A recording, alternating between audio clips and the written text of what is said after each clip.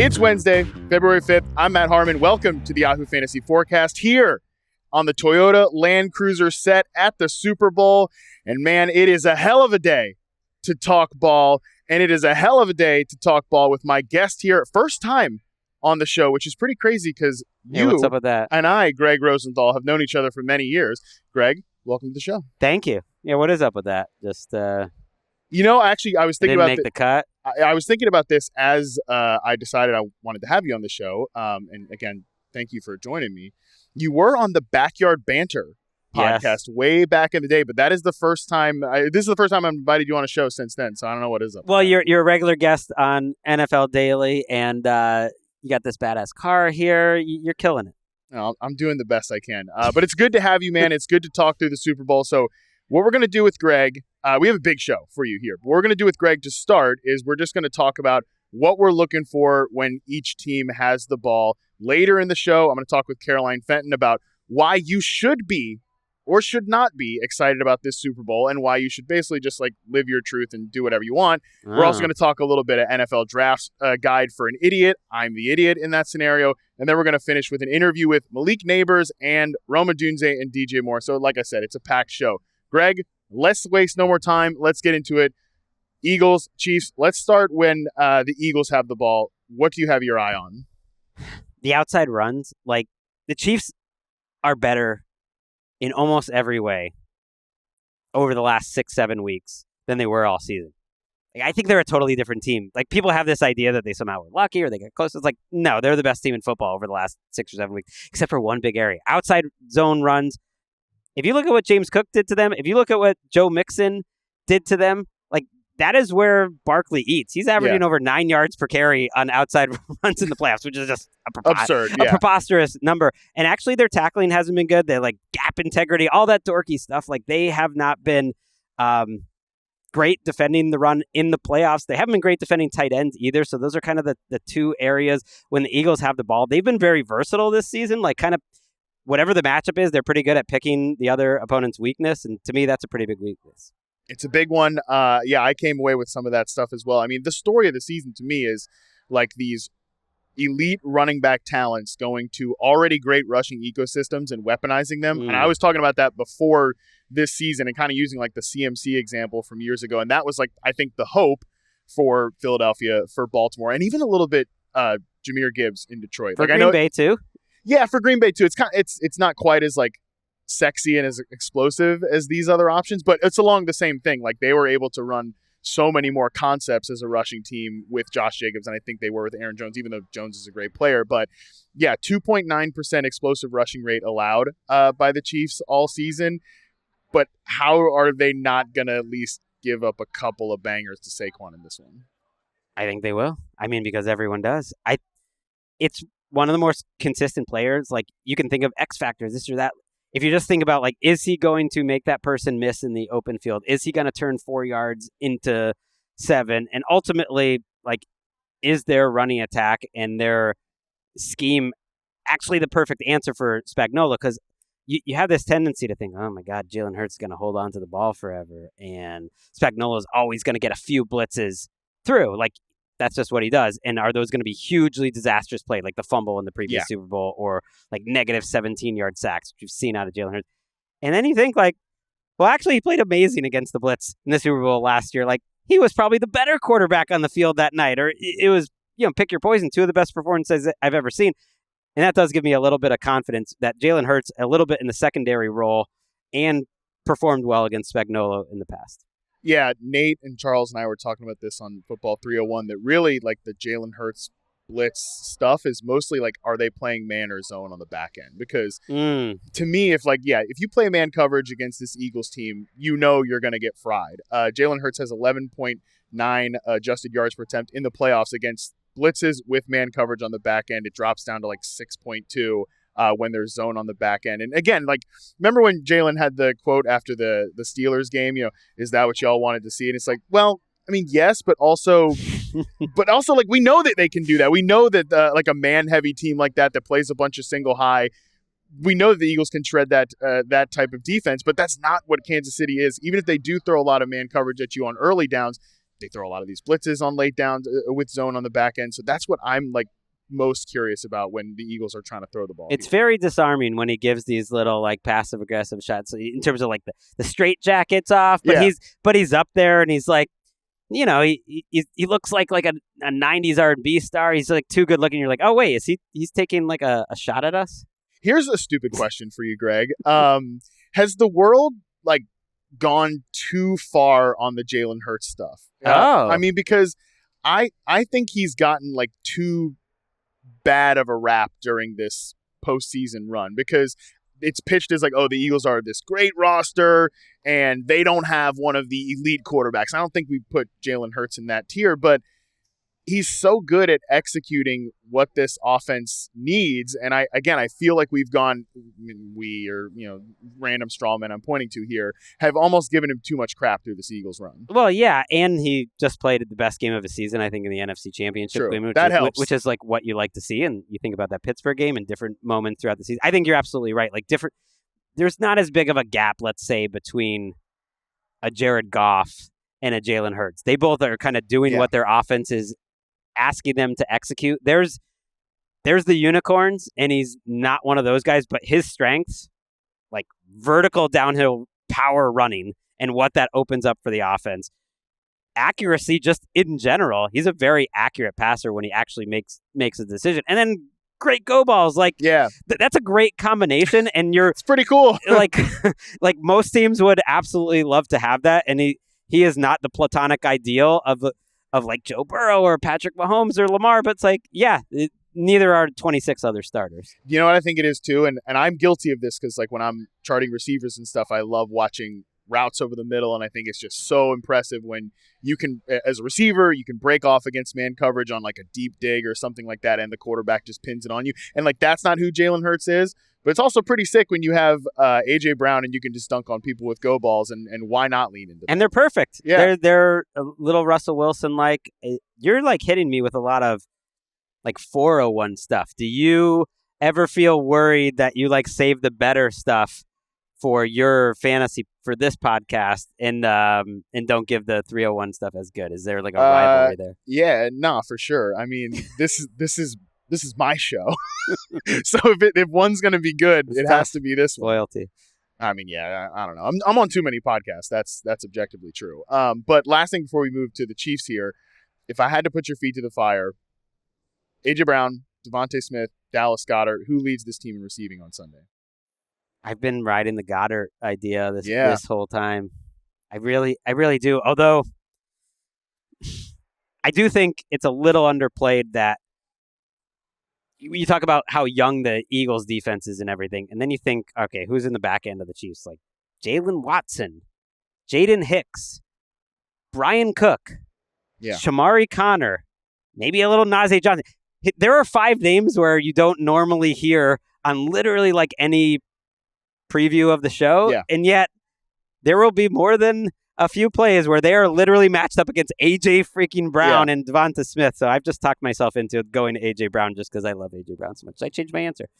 I kind of want to talk myself into Devonta Smith just because the Eagles have, the Chiefs have been so porous at defending the slot all season. And some of that is just like the way the scheme works and everything. And he's been in the slot on like 55, 56% of his routes all season. And he's such a great, this is the thing. You're picking between 3 great players, so there's really I don't think there's a wrong answer here, and though you will be wrong at some point. So I've been trying to talk myself into Devontae Smith, but I like the Goddard point. I think there's going to be a couple of, if Kellen Moore is dialed in on this game and not thinking about the Saints head coaching job, I do think we'll see a couple of cool designs like we did in the NFC. I would be a little worried about that like Kellen Moore is like putting together his staff, and I don't know. It's the first time doing it. Devontae Smith, though, to your point, believe he led the last Super Bowl in receiving, so he can do it again. That sounds about right. Okay, let's move to when the Chiefs have the ball. My first question here is, can you do anything to get me excited about the Chiefs run game at all? I made this joke on Football 301. What a coup that Isaiah Pacheco is the second player on the banner here next to Mahomes after the season that we've just had. Little weird. Not even the number 1 running back at this point. No. I think I would get excited that Kareem Hunt, after 3 weeks off, essentially, was a different player. Yeah, it's true. Like, he's just that bull in a china shop, like, running style that's kind of fun. I mean, he's certainly not Marshawn Lynch or anything, but maybe give him like Chris Carson, like he just running over some people. And I really think the time off benefited him and Mahomes so much. I thought they just both looked a lot fresher, and that's why they've kind of stuck with him. Yeah, it's crazy. If you look at like on fantasy points data, they have runs breakdown by like zone runs and gap runs. The Chiefs are they're second in the regular season and postseason in gap run success rate and sixth in zone rushing success rate, but they're under 4 yards per carry in both, which I think is like the perfect way to describe the Chiefs' run game. They just like 3.5 yards, 3.5 yards, 3.5 yards, but it just keeps them moving and keeps them on schedule, and then Mahomes converts on third down. And I feel like in the playoffs, it's been some more 5, 6, 7s here and there, him breaking tackles to the point where, yeah, I expect it to be a Kareem Hunt game. I do think that's going to be a better way to there's not a great way to attack this Eagles defense, which to me is the best defense in the league, but I think you're going to have to run it pretty consistently. I also think it's the best defense in the league. Okay, let's talk about the Chiefs passing game here. And this is where I have a couple of props to give out. I know I've been light on the props on this show, but this is where, even though I like the over on Devontae Smith, 51.5 receiving yards, that's one I like. This one I've got a few as well here, but Chiefs passing game, the receivers, Mahomes, Kelsey, you take it from there. Oh, okay. Where does your mind go to first? The speed of the Chiefs now versus the speed of the Chiefs in week 15, 16. I think Hollywood Brown had like sneaky unlocked this team.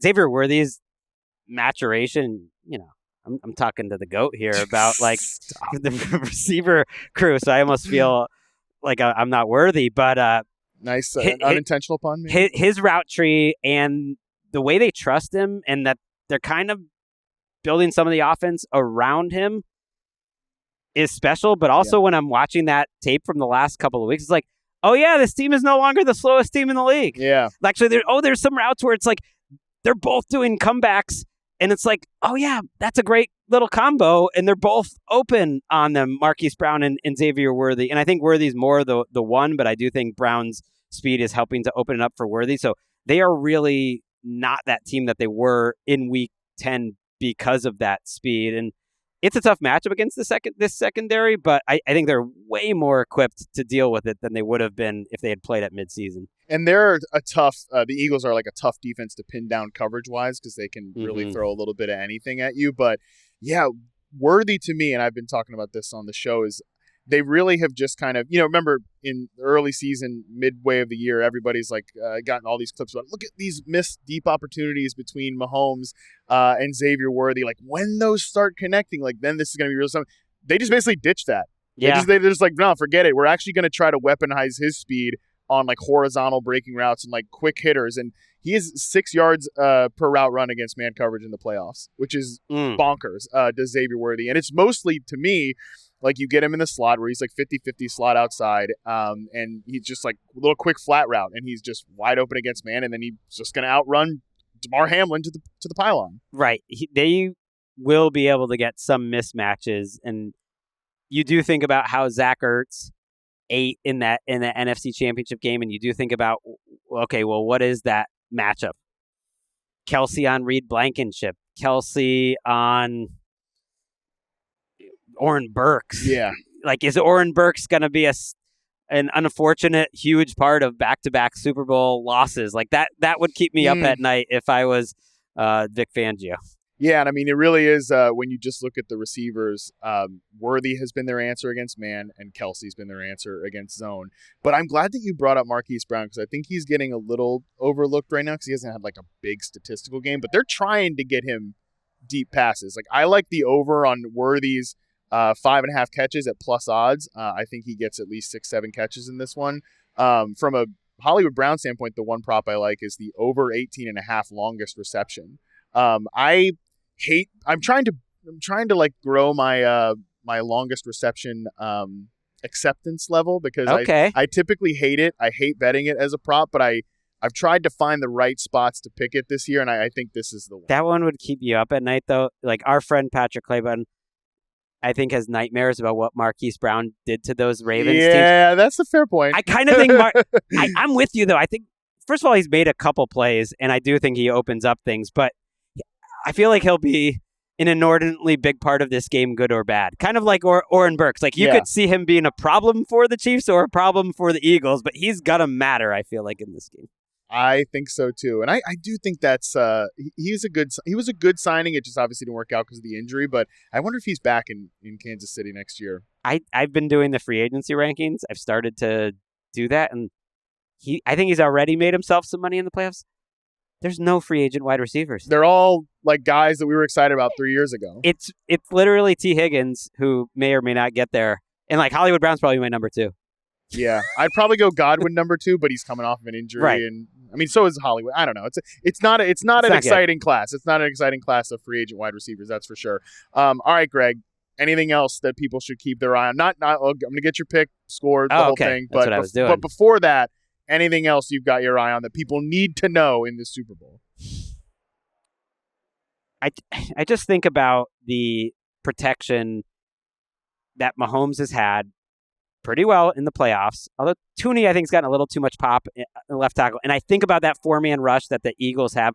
I do think that if you flip the sides and think about the Chiefs pass rush against the Eagles, and then think about the Eagles versus the Chiefs, I do think they can get him maybe to hold the ball a little longer like he was earlier in the season and make some mistakes, because I do think they have a lot of advantages. They are a lot better than they were a year ago at this point. And then you add Brandon Graham to that mix, and Nolan Smith and Carter, and Milton Williams was maybe the best pass rusher in the NFC Championship. And that's just a lot of dudes and a lot of flexibility. And the Chiefs offensive line has just been a little up and down at points. And so I do think that could be an advantage there for Philly. Yeah, and I mean, Milton Williams, another guy who could make himself he's probably already made himself a lot of money. He could make himself even more money in this game. He's going to probably be the one, if you just look at where like Jalen Carter lines up and Milton Williams lines up. Williams is going to be the guy that's going against Mike, don't call me Frank, Caliendo. So that could definitely be something to keep your eye on there. All right, Greg, who's winning this game? Who's the MVP? And what's the final score? Okay, I'm going Eagles 32, Chiefs 29, 29 rather. I think it's another high-scoring game. I was shocked that the number was that low on a field that we know the conditions are going to be good, although the field probably helped the offenses out last time either way. But I'm going Jalen Hurts. I think people will like the story of this overlooked quarterback. Even though Saquon Barkley has a really good game, it's so hard for the running backs to get it. And I think there'll be more advantages there for the passing game and Hurts, and he ends up having a good rushing day as well. And so I always default to the quarterbacks. He gets the MVP, and he backs up what was one of the best 10 quarterback performances I've ever seen in the Super Bowl. They happen to come up short, and he gets it done this time. And when he does, people will be like, man, remember when Gregg Rosenthal called him like a 90s R&B star, and Matt Harmon said he was, maybe getting a little bit too much crap. But despite all that, I'm going to go Chiefs 31, Eagles 28. I also think it's a higher scoring I feel game. honored that I was here for the Harmon actually picks the score part of the show. You're the freaking headliner of the show, bro. Let's go. This is You've got Malik Nabers. Yeah, well, Malik Nabers, Gregg Rosenthal, who's proven more in the NFL space so far? Malik Nabers, great rookie season, or longtime entrenched veteran superstar podcaster Gregg Rosenthal. Greg, appreciate you joining me. Tell people about NFL Daily where they can subscribe. I mean, it's in the name, NFL Daily, wherever you get your podcast. We are keeping it going in the offseason. I like how you, because I listened to your first episode, or one of the early episodes where you said that I'm discovering that NFL Daily is not only the title, but also a bit of a promise and a threat. Yeah, in a way of life. Yeah. I didn't fully think about that, but appreciate it. I do 5 episodes during the season, and I'm proud as hell of you that you're doing it. We haven't done it yet. Well, see. You check in with me in July and see how it goes. Greg, appreciate you. We're going to take a quick break. When we come back, Caroline Fenton's going to join me to talk about your feelings around the Super Bowl, but more importantly, what to look forward to in this year's draft right after this. And we're back from the Toyota Land Cruiser set here at the Super Bowl in New Orleans. And joining us now is another first-time guest. It is Yahoo Sports' own Caroline Fenton, host of the College Football Power Hour. Caroline, what's going on? Happy to be here, finally. I mean, first-time guest. You couldn't have had me on your show a little bit earlier. Well, Took us being together in New Orleans for the Super Bowl to get the invite? Yeah, I mean, don't take it personally, but I do try to vet every guest before they come on. And listen, I don't remember getting the invite to your show. Touché. Normally I like to do vetting for all of our guests, and I want to make sure we have quality guests on the show, and you just didn't necessarily. And I was definitely not a quality guest. Yeah, Totally exactly. fair. Please don't take it personal. Well, I have, but I'm going to try to move past it. So, again, early in the show, we talked with Greg, and we did all the nerd stuff, deep diving into the Super Bowl. Yeah. You and I are going to talk about two things today. We're going to, number one, talk a little Super Bowl stuff, but also a little bit of idiot's guide to this year's draft. And I'm the idiot, to be clear. I have done no work on the draft to talk about this often. Once this game is over, then my attention is going to go to the draft. So that's going to be great. You're going to help me get a little bit prepared for it before I dive into all that. But first, I do want to talk a little Super Bowl here, Caroline. Let's do it. And again, we're not going to do any of the nerd deep dive scheme, blah, blah, blah, all that stuff we did earlier. Nerds. And absolutely, yes, nerd stuff. But you and I were talking about this earlier, and I told you how on this show a few weeks ago, Andy Behrens and I ranked the potential Super Bowl matchups, and we both put this Chiefs-Eagles game at 4th. And, generally it seems like there's a vibe around the Super Bowl that people are not excited. We don't want to see Mahomes again. Right. The Eagles, it would have been cooler if it was the Lions or the Commanders or yada, yada, on and on. Mm-hmm. I know that I have a tendency to be like, no, listen, you should appreciate every game is its own beautiful little snowflake. Every matchup could be, look at those man coverage stats with A.J. Brown and all this stuff, deep diving into it. Again, nerd. Yes, absolutely nerd. So I want you to be the voice of the people. Should we or should we not be excited about this Super Bowl? I'm not going to tell you how you should feel. Okay. Because I feel like there's been a lot of gaslighting going on around football spaces of you should embrace getting the opportunity and the privilege to watch history being made and greatness being achieved. If you feel that way, that's great. And you're going to enjoy the hell out of this Super Bowl. If you don't feel that way, which is how I feel, I'm kind of over it, frankly. I think that's totally fair and justified. Look, it's still the Super Bowl. It's two of the best teams in the league, the two best teams in the league. It's going to be an awesome game. I know it's going to come down to a call here, a play there, a yard that you get or don't get there, a field goal potentially. Like it will truly be a game of inches. And that's exciting to watch. I think I'm just over all of the Patrick Mahomes of it all. I'm over the Chiefs of it all. I'm kind of over, I know we saw it 2 years ago, but I'm kind of over these two teams and these two franchises, understanding that we could have had the Bills and the Lions or the Bills and the Commanders in this game. 3 franchises that have been so starved for success for the longest time. And look, we're looking at it with the ticket prices. They went down 30% over the last couple of weeks. They're still $8,000. Really? It's still the Super Bowl. I still can't afford it. I was just saying, how many did you buy? A couple for all my, rich friends. But it's still $8,000. It's still the Super Bowl. But I think it's just kind of indicative of these are two fan bases that have been here before. And these are two fan bases that feel pretty confident that they're going to get back in the next couple of years. So I don't think that we're alone in feeling like this is just same stuff, different day. And again, that's why I kind of wanted to have you here, because I know, I'm trying to be self-aware. I know I can go down the rabbit hole of, I'm trying to cape up for the freaking Super Bowl. The Super Bowl does not need me to cape up for it. Football, the NFL does not need me to cape up for this game and make it. Football needs you. Well, no, it does not. Yeah, if there's one thing everybody should know about the game is you are expendable.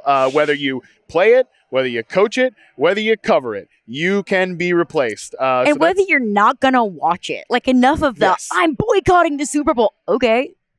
150 million other people are going to watch it. Okay. They're not going to miss you. I promise. And that's the fair and balanced stuff we can expect from you, Caroline Fenton, because I did want to get this, just wanted to get that out of the way that, yes, if you're listening to this and you're trying to get into the Super Bowl and you can't quite get there, and you got dorks like me telling you, you appreciate greatness, appreciate history, and all of that. It's okay to just be more of what Caroline's at, and it's just, hey, it's not what you wanted, but you also don't have to be, look at me performative, like I'm boycotting this, whatever. Still gonna watch it. I like it. All right, let's transition to topic number 2, which is the idiot, me, trying to figure out the NFL draft this year. Listen, allegedly, it's not that great of a draft, but you are somebody who covers college football. Yeah. You're, completely deep into it. How should we, those of us who are just now getting acquainted with this draft, what's the vibe around the whole thing? First of all, we're all idiots here, so it's okay. Room full of idiots here. Everyone's an idiot. It's okay. We love you all the same. But I think this gets labeled a quote-unquote bad draft because it doesn't have the big star quarterback names or just the volume or maybe that one guy that everyone views as the guy, like the Caleb Williams of last season or whether it was Trevor Lawrence a couple of seasons ago. That draws up so much more interest. There's still a lot of speculation of, will a quarterback go number 1 overall? Just how desirable of a year is it to have the number 1 overall pick? I personally don't think it's a great year to have the number 1 overall pick. But I think one interesting element of this season, of this specific draft, is defensive players and running backs. Like, this was the year of the running back in college football. And I think there's a trickle-up effect into the NFL as well. You know, Saquon having an MVP caliber season, Derrick Henry, what he was doing, Aaron Jones in the year he had in Minnesota. But if you look at the college football playoff, almost every single team was largely carried by or almost entirely carried by their running back. Cam Scadaboo at Arizona State. Arizona State had a first-round bye in the college football playoff. Whether you agree with that or not, they did. It's a thing that happened. It was a thing that happened, and it was a real thing. And it was because of what Cam Scadaboo did for Arizona State. You look at Quinshon Judkins and Travion Henderson, 2 guys that are draft eligible. They were a massive part of what Ohio State wanted to do offensively. Obviously, their offensive play caller is Chip Kelly. They're going to run the football. Ashton Genty at Boise State. We talked about a Boise State running back on almost every single college football power hour. When was the last time that that's ever happened in the history of college football? And it's because of the greatness that Ashton Genty brought. So I think this running back class, this year as a whole in college football, was the year of the running back. Yeah, and we talked about this from a fantasy perspective. 9 of the top 25 players on league-winning teams this past year were rookies. I don't necessarily know if we're going to get another year like that if the first thing that you're telling me here is like defensive players, right? And there's maybe not that, and we'll come back to quarterbacks, but there might not be that transformational quarterback like a Jaden Daniels who's going to come in and be like, a top 10 fantasy, top 5 fantasy producer at that position. Maybe there's not that. But running backs, I mean, if you can nail the right running back rookie pick, whether it is in your dynasty rookie draft or it's like a sleeper in a redraft, and we get them into the right drink ecosystem, which this is the Saquon Barkley story. This is the Derrick Henry story. These legendary talents get to the right spot. Then I think we could be potentially looking at some of those league-winning picks this year. Yeah, instant impact kind of guys. I think it's going to be huge. And another thing, too, about this draft that maybe doesn't make it feel overly sexy is there aren't any big-time receiver names, or maybe many big-time receiver names. Like, you look back at last year, it was Rome Odunze, it was Marvin Harrison Jr., it was Malik Nabers, and the whole conversation was, how do you rank those receivers? And 3 top 10 guys eventually. You have Tito McMillan from Arizona, you have Luther Burden from Missouri, who I think was projected to be a top 5 pick, but didn't have a huge season at Missouri this past year, so he's kind of fallen on some draft boards. So those, like, sexy impact players, that those kind of positions, they aren't in great supply in this year's draft, but it doesn't mean that there aren't some instant impact kind of players. I will say from the receiver position, and again, I haven't done my work on these guys. I haven't started charting them for reception perception. I'm going to get there, and I'm going to get there pretty soon with this because we're going to have some interesting draft content coming to the feed here pretty shortly. There's a little teaser there. However, haven't done my work on them, but like, I think when you describe this class to me, it doesn't sound like last year where I had 3 guys in my first tier of like prospect rankings. Yeah. But even a couple years ago in 2022, I had Drake London, Garrett Wilson, and Chris Olave all ranked in that first tier. But the class between those 23, no first-tier prospects and really only 1 second-tier prospect, which was Jackson Smith and Jigba.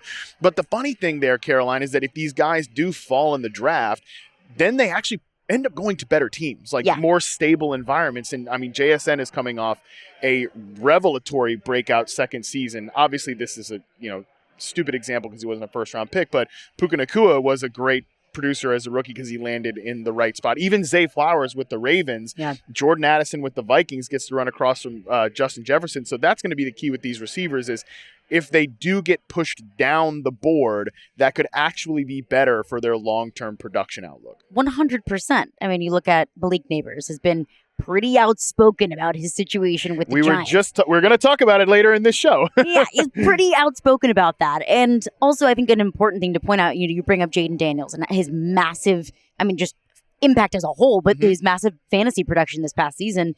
Jaden Daniels wasn't really talked about as someone who could be that kind of guy, as the kind of guy that could come in to an organization that has been swimming through the sea of suck for so long, the butt of every single joke in the NFL, and come in and bring them to the NFC Championship game. Obviously, Jaden Daniels got enough hype to be the number 2 overall pick, but he wasn't hyped up to be that kind of guy. Yeah. So even if some of these guys aren't getting, the airtime that they deserve, or like the hype that you think they probably should get, or maybe there are people saying, oh, this guy's going to be a bust, nobody has any idea. It is the most imperfect science. Absolutely, yeah. The draft is it's a moving target at the very least. Yeah. I do love that point though about the receivers and things like that. I mean, you look at Brian Thomas Jr. Yeah. He wasn't supposed to be the best of that class last year, but I think he was the best on film, and he went in the 20s. And I think that could be interesting for this receiver class as well. I want to circle back to the quarterbacks, and I want to circle back to the number 1 overall pick. You live in Nashville. You covered the Titans for 3 years. Yep. They do have the first pick. Are you just saying, like, let's write this bad boy in pen right now? They're not taking a quarterback first, or do you think they could be talked into one of these guys?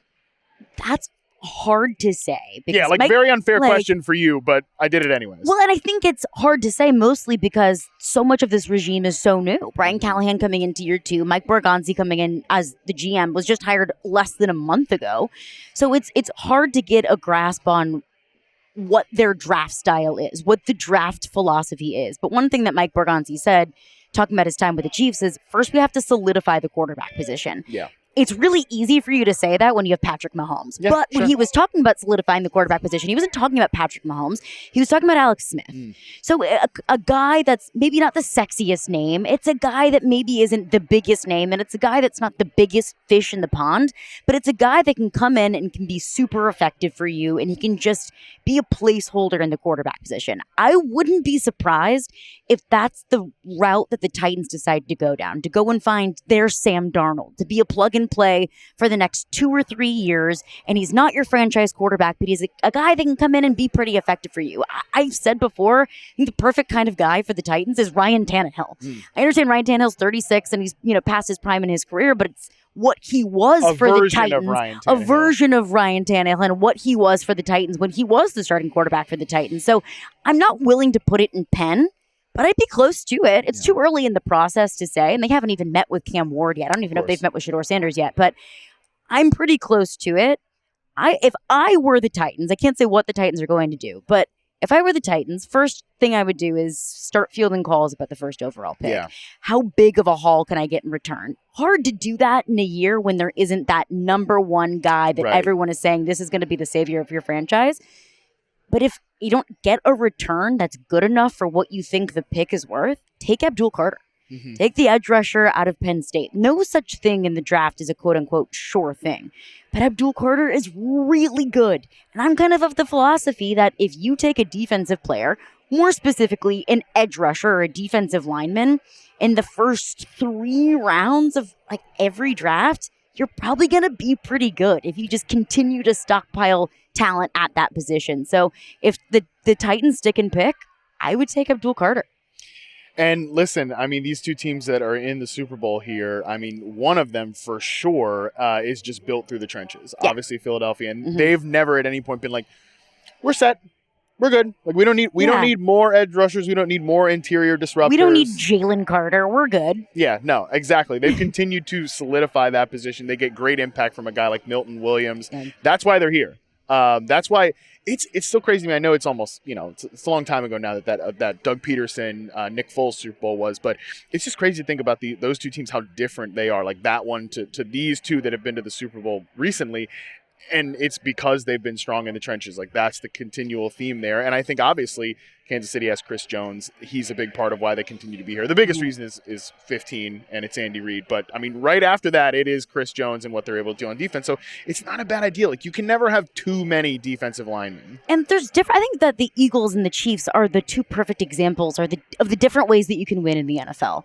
Obviously, the first path that you'd love to go down is to find your Patrick Mahomes. Yeah. Is to find your elite franchise quarterback. Those guys aren't just roaming the streets, and if they are, You got to get really lucky and be really bad at the perfect time and beat the Cincinnati Bengals and luck into the first overall pick in a draft in which Joe Burrow is getting drafted. Or as you're just saying, groom them, groom them. So I think that Tennessee could be not a Ryan Tannehill destination, but looking for that type of guy. Yeah. A Derek Carr, don't listen, say that name in this city.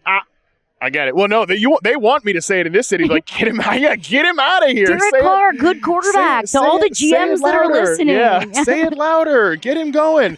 But no, I mean, he's a guy that Callahan has some familiarity with. Back to the Raiders days, he was his quarterback coach, and he could be a guy who can just come in and give you solid replacement level play, which is what Alex Smith was giving them before, they had the Tyreek Hill of it all, and that really exploded there in Kansas City. But then they're able to build this like incubator for Mahomes, and I think that's if I'm guessing, and I'm with you, I'm not going to write it in pen yet, but I think that's probably the direction that Tennessee goes. And that's the alternative way to win. The Philadelphia Eagles maybe a playbook of getting to the Super Bowl. And that's not a diss to Jalen Hurts in the slightest, but I don't view Jalen Hurts in the same tier of quarterback that I view Lamar Jackson and Patrick Mahomes and Joe Burrow and Josh Allen. He is the beneficiary of insane talent around him. One of the best offensive lines in the entire NFL with Devontae Smith and A.J. Brown, and one of the best defenses in the NFL.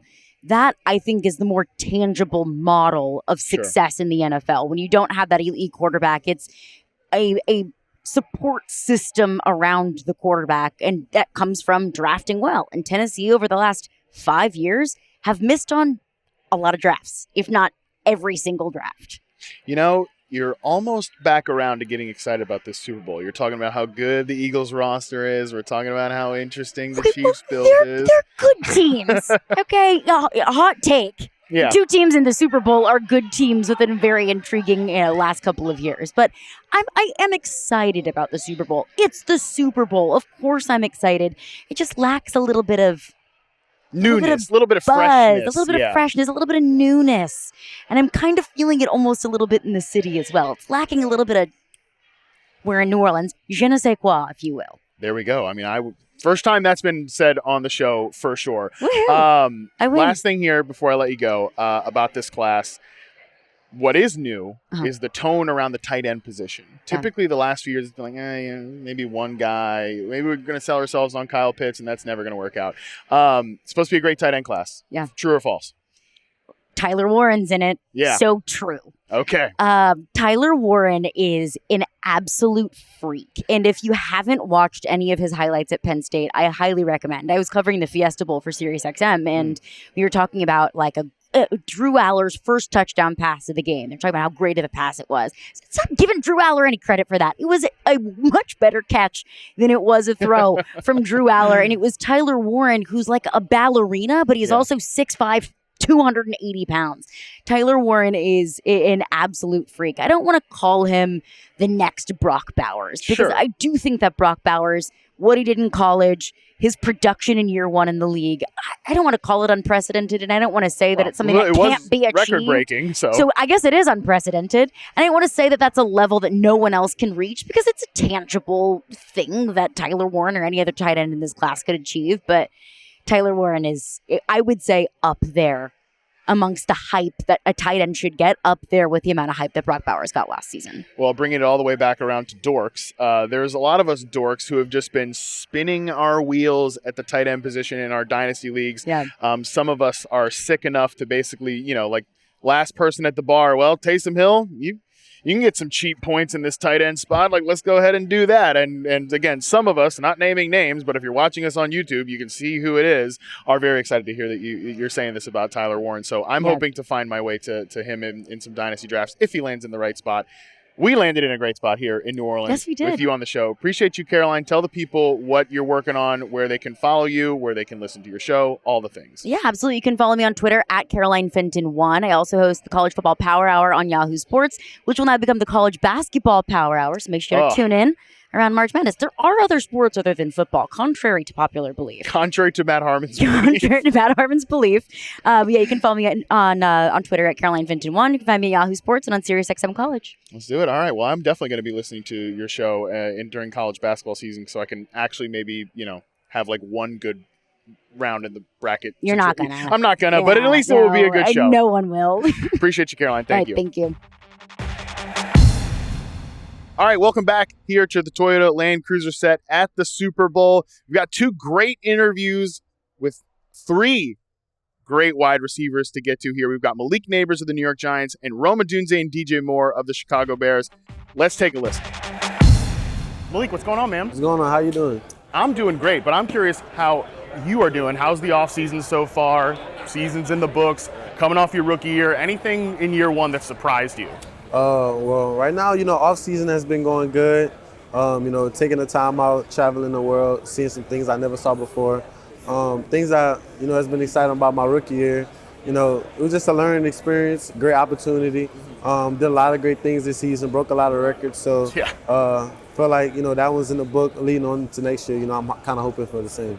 What's something you did learn from your rookie year that you maybe didn't see coming? These guys hit. Yeah. They hit. Even though you play in the SEC, it's the best college conference, the whole thing. Those guys are big and fast. These guys are bigger and faster. Oh, way different. Got a lot of tackles breaking in college, When I got hit in the SEC, it really wasn't really that tough. Yeah. But right now, it's pretty extreme. Well, that's funny because I would say that, so my work is with wide receivers. I have a series called Reception Perception. I chart routes, but I also chart plays in space, like yards after catch opportunities. I called you on my site the best after catch prospect I've charted since 2021, so the last 4 or 5 draft classes, whatever. Thank you. Well, I appreciate, yeah, of course. What goes into being that type of player in the open field? I'll probably say knowing where all defenders are and where they're going to be. If you can read the defense, it kind of determines, how you want to run your route.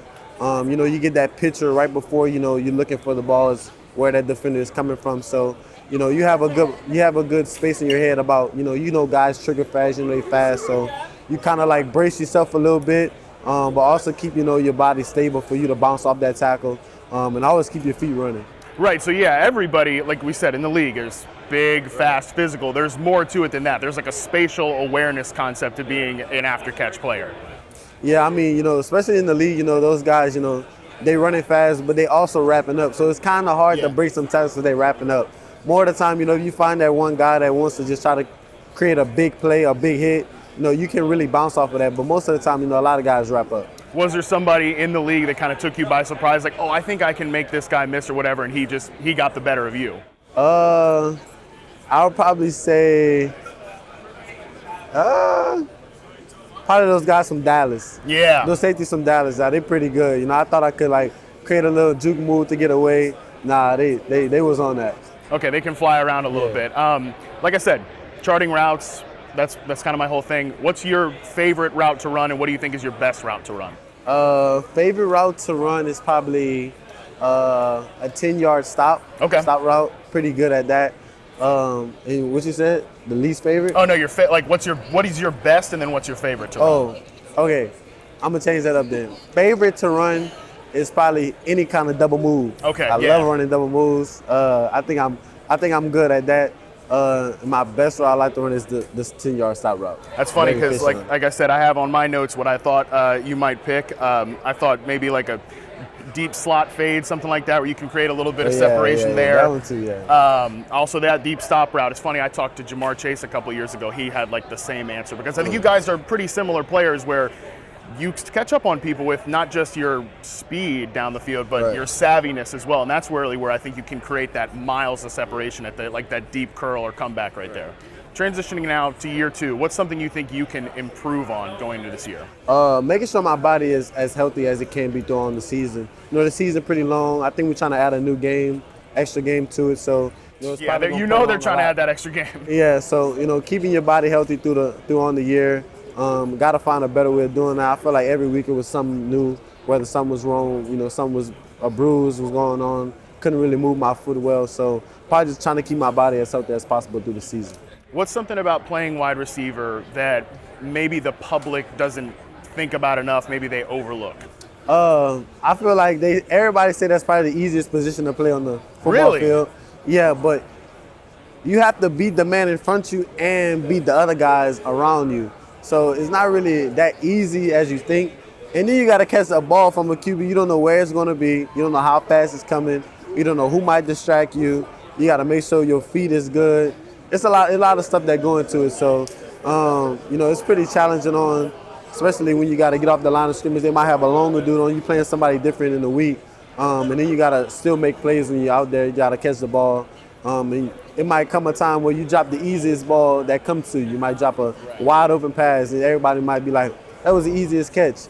But it's more that goes into it. You might find a time where you just like take your eyes off the football. You're trying to make a big play, and you might drop the ball. Well, and you mentioned like you're trying to get that timing down with quarterbacks. Right. You played with 4 guys in your rookie year, obviously coming off a great quarterback with Jaden Daniels in college. What's the ideal Malik Nabers quarterback if you could just dream one up? First, I gotta go with the offensive line. I mean, yeah. Offensive line makes that quarterback. So gotta get somebody that can protect that guy.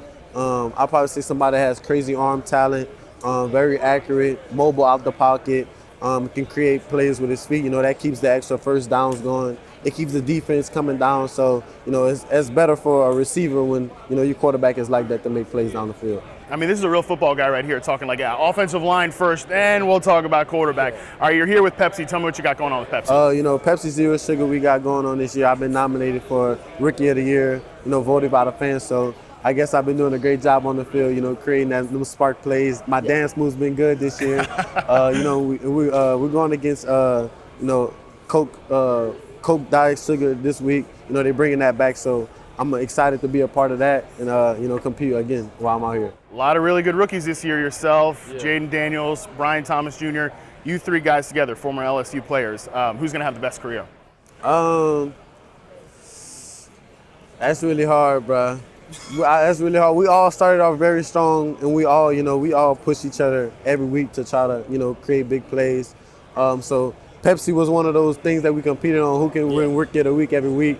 Jaden took that by storm, so we had to hear that every week. But I feel like we're all going to have a very successful career. I appreciate what you guys are bringing to the field. Appreciate you talking with me today, man. Appreciate it, buddy. Very excited to be joined now by a pair of teammates here, DJ Moore, Rome Odunze of the Chicago Bears. Fellas, what's going on? Shoot, nothing much. Just out here with Bounty, with my wingman, eating some wings all day, because you can't have wings without Bounty. Facts.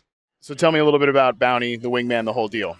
Yeah, no, we just, it's important, to have something that can, clean everything up. The quicker picker upper these bad boys right here. So, football players, lots of football going on.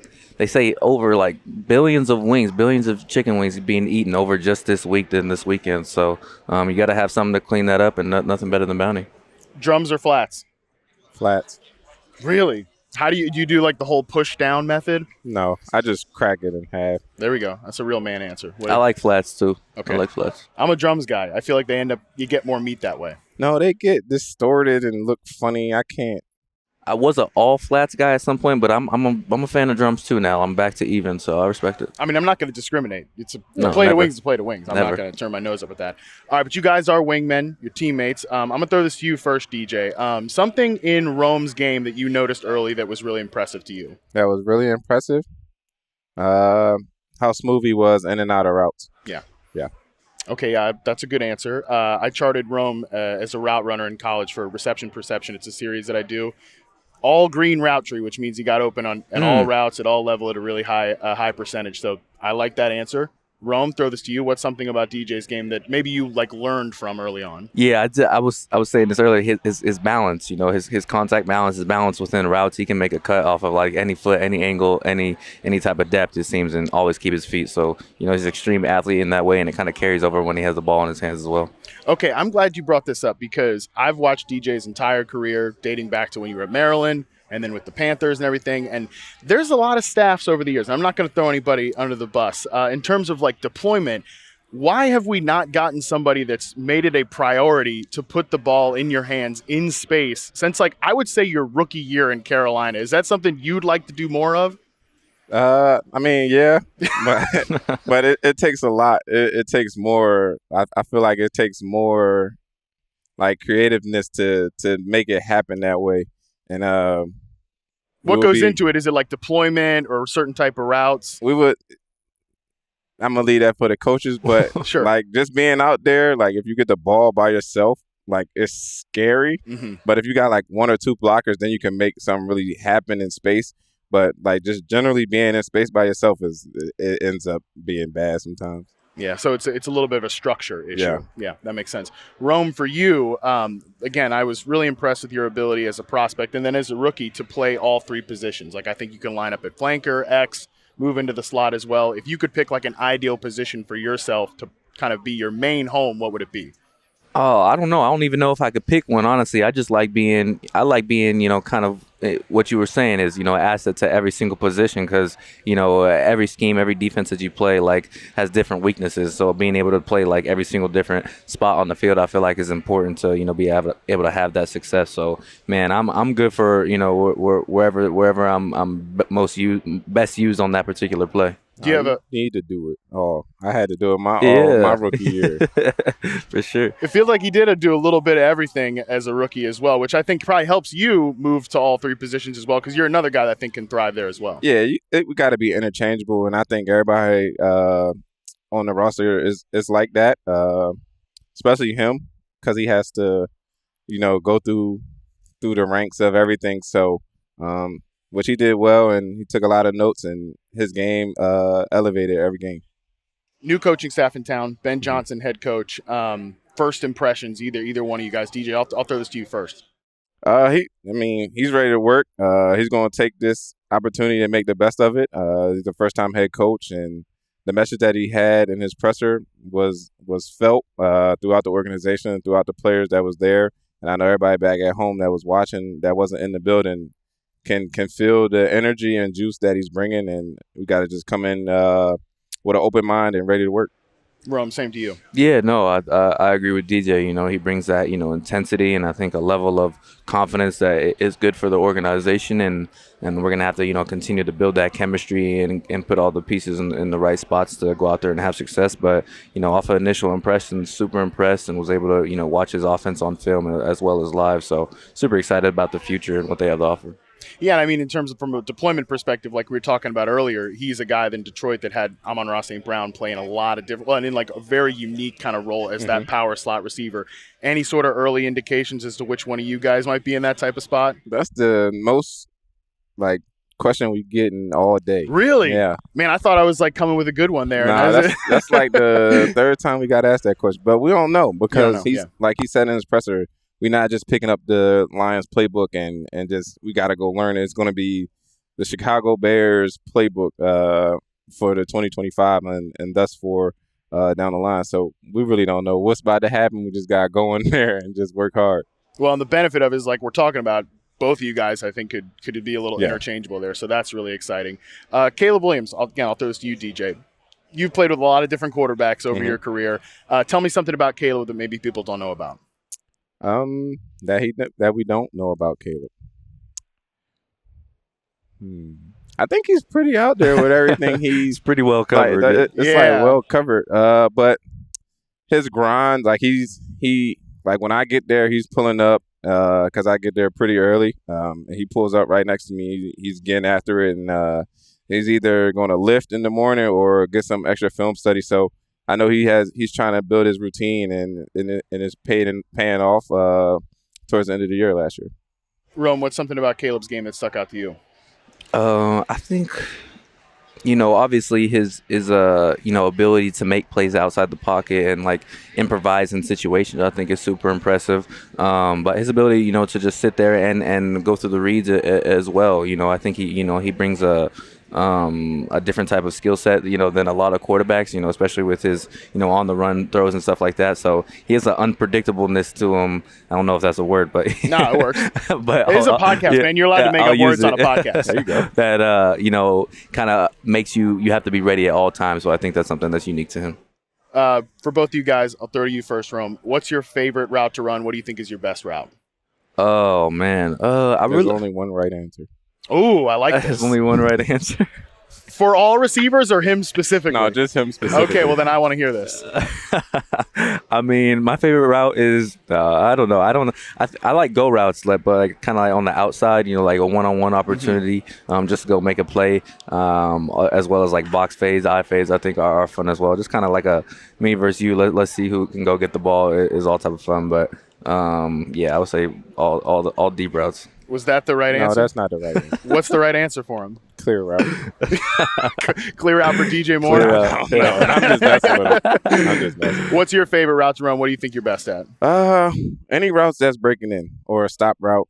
I mean, a lot of people don't think that I can run routes, but I done ran routes in multiple different offices. But Who's saying you can't run routes? no, it just be like There's people out there? like bits and pieces just floating. Like he only can do bubble screens and stuff like that. But Tell him next time somebody says that to you, you refer them to me. I'll refer them to my website, and I will show them that is not true. So, yeah, a couple of great wide receivers here, Rome Odunze, DJ Moore.